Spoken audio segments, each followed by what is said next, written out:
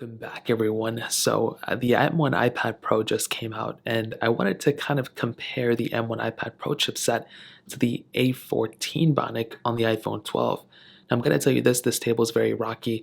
This is the best I could do. I tried like 5 different setups, but I couldn't get the iPad and the iPhone in the same frame, so this is the best we got. But let's go ahead and do a quick little comparison between both of these chipsets. Now, as most of you know, the M1 chip is this latest, greatest chipset from Apple, and in my opinion, there's more of a chance that we're going to be getting the M1 chipset from Apple for their iPhones and then on, their specific iPads only and their MacBooks.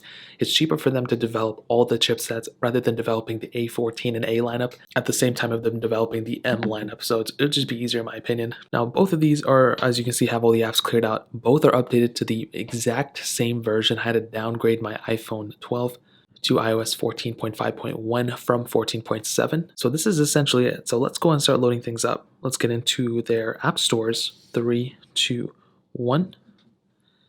And as you can see, this one's already screwed up. So there was an issue there. Let me repeat it. 3, 2, 1. And about the same. I actually really don't think there was that big of a difference between them. None of them are on low power mode or anything like that. As you guys can tell, scrolling speeds are about the same as well. Gesture wise, let's go ahead and see. I think they're both roughly around the same, to be honest, as well. Hopping out of there, let's go ahead and get into something like camera. 3, 2, 1. And actually, I think they're about the same. To get into the square in the middle, they both are roughly around the same there. Something like settings, 3, 2, 1. About the same there, 2, not a big difference. Clock, 3, 2, 1. About the same there, 2.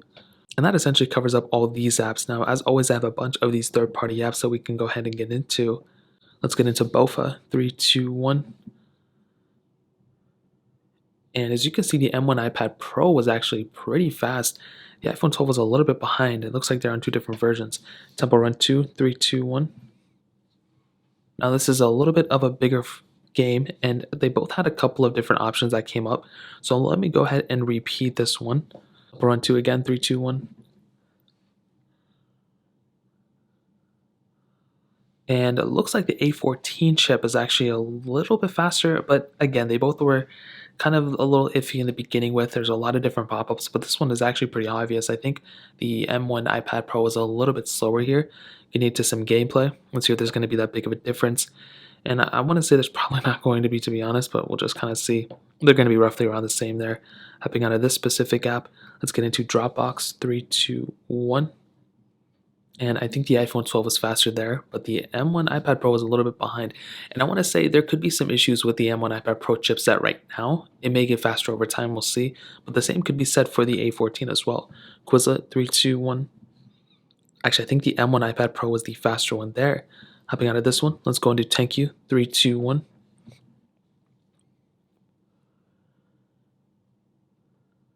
And I think the A14 was faster there. M1 a little bit slower. I do think, though, I like having the bigger size of the M1 iPad Pro, but again, I think it was faster on this one as well. Let's get into Stack, 3, 2, 1. And again, another pop-up on this specific device. However, the ads were able to open up around the same time, so I don't think we need to restart this one, but that one was another very interesting one. Let's go and get into Netflix, 3, 2, 1. There may be some more pop-ups and everything that happen, but again, I think the overall consensus of these ones were also that they pretty much open up around the same time.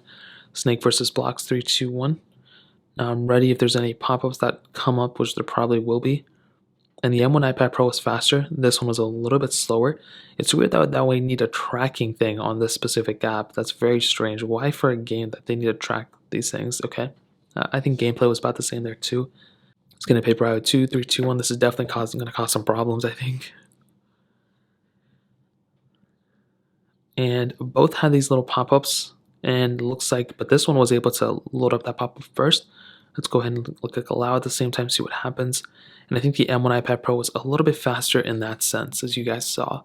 Gameplay-wise, we can see that they're roughly around the same. I really don't think there's going to be that big of a difference in the gameplay, but you guys did see that the M1 iPad Pro did seem to be a little bit faster than the specific iPhone 12 right now on the A14 chipset.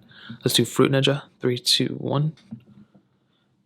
And I'm ready again. And Half Break, this little logo, did show up faster on the M1 iPad Pro. and this pop-up was faster than this one. Maybe the M1 iPad Pro is a faster one in this specific sense as well. And I'm not really so happy about the pop-ups that we're getting on iOS 14.5 for all these things. So I think, to be honest, the consensus is that there's a lot of flip-flopping. Sometimes the M1 iPad Pro is the faster one, sometimes the iPhone 12 is the faster one. Now, these two iPads and the iPhones, they have different RAM configurations. These iPad Pros go up to like 12 or 16 gigs of RAM, which is crazy. But I do want to see if there's a little bit of an advantage for the A series in terms of RAM. So if I click on the first app, you can see the M1 iPad Pro able to keep that in the background. This isn't like an M1 feature. It's more so of a RAM feature. So this thing does have more RAM than this one. So theoretically, this one should, be a better RAM management device, which I'm hoping is to be the case. I would hate to be the situation where the M1 iPad Pro, closes out of apps before the iPhone 12. And that doesn't seem to be the case yet. So let me get into clock. These are pretty basic apps. The App Store did restart on the iPhone 12, so that's something to keep in mind. Bofa seems to be doing fine as well. Hopping out of here, let's go into Temple Run 2, 3, 2, 1. And as you can see, the iPhone 12 did restart. The M1 iPad Pro was able to keep that in the background. So I think that's a pretty cool advantage for the M1 iPad Pro.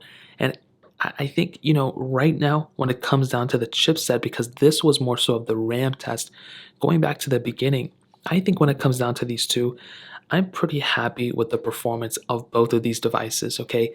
I don't think one device was consistently more faster than the other one. I think the M1 iPad Pro did a good job at the performance that it had for everything that was within this iPad. I think that's a pretty good highlight. And I think if you want to get, I guess, the latest and greatest, the M1 iPad Pro is the one for you. But the A series of the iPhone so far don't seem to be that far off in terms of like iPad OS and iOS, and then the M1 chipset. Maybe in terms of the MacBooks coming from like the Intel series, there were big differences. But between these two, from the A series right now, from the A14 to the M1, purely based off of just the speed comparison aspect that we just did right now, I really don't think there's that big of a difference. Now, there can be improvements in the battery life in terms of cooling and, maybe not heating up your phone as much and all that. Those things can be tested compared to the A series, and we can easily test those things by comparing it to the iPad Pro and stuff, but there's no iPad that has that A14 chipset besides the iPad Air 4, and that is not necessarily a fair comparison between this one. So if we ever were to get an iPhone, like comparing the A14 to, an iPad Pro, I love seeing that, that's awesome, but I will tell you, I think there's still some advantages for the A14 as of right now, and I would be curious to see how much faster the A15 is over the M1. I think the A14 and the M1 are very, very close to one another. They may share a lot of similar things to one another as well. I'm not too sure, but that was the first immediate thing that came into my head. So I think when it comes down to these two, the iPhone 12 probably is, I don't know if it's slower, I don't know if it's faster. They're both very even. But when it comes down to these two chipsets, they're both very good. They're both very fast. Sometimes the iPad Pro is faster. Sometimes the iPhone 12 is faster. So A14, M1, sometimes they were faster one another. But I think when it comes down to both of these, they're both perfectly fine. I think there's a big improvement from the Intel series. But I think between these two, they're both probably more similar than not, at least in my opinion. So that essentially covers it. If you guys have any other questions or anything, let me know in the comment section below. Hit the like button, that would mean so much, but definitely hit that subscribe button. Every single subscriber that we get really does count, so it means so much if you guys could hit that. Also, check out the other links down in the description as well. My Twitter, my Instagram, my other channels. More importantly than everything else, I love every single one of you guys.